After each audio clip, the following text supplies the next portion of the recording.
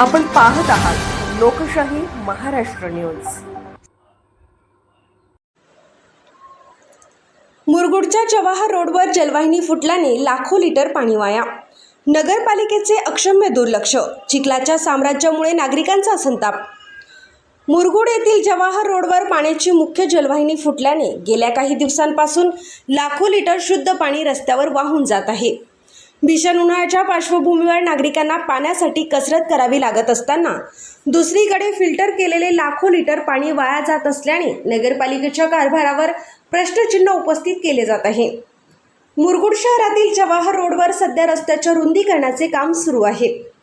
याच ठिकाणी शुद्ध पाण्याची पाईपलाईन फुटल्याने पाण्याचे कारंजे उडत आहेत। विशेष म्हणजे हे फिल्टर केलेले पाणी थेट रस्त्यावर वाहत असून त्यामुळे परिसरात चिखलाचे साम्राज्य निर्माण झाले आहे। रस्त्याचे काम सुरू असल्याने नगर परिषदेच्या संबंधित विभागाला वारंवार कल्पना देऊनही प्रशासनाने याकडे सोयीस्कर दुर्लक्ष केले आहे। जल है तो कल है अशा घोषणा देणाऱ्या नगरपालिकेकडून प्रत्यक्ष कृतीच्या वेळी मात्र कमालीची अनास्था दिसत असल्याची तक्रार नागरिक यांनी केली आहे। एकीकडे उन्हाळ्याची तीव्रता वाढत असून पाणी बचतीचे आवाहन केले जात आहे। अशा परिस्थितीत शुद्ध पाणी गटारात आणि रस्त्यावर वाहून जात असल्याचे पाहून मुरगुडकरांमधून संताप व्यक्त होत आहे।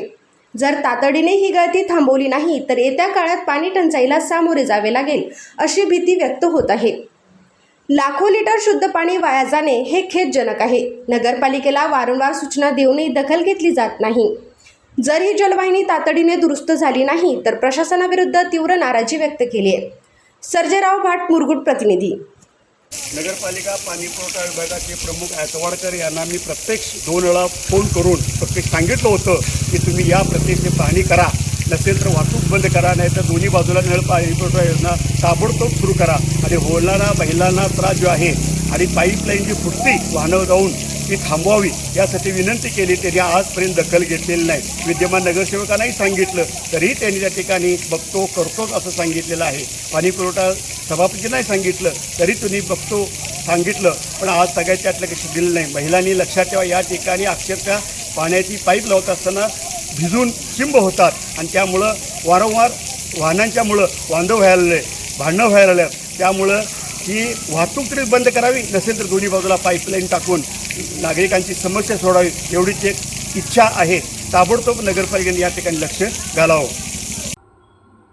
लोकशाही महाराष्ट्र न्यूज चॅनलला लाईक करा, शेअर करा आणि सबस्क्राईब करा।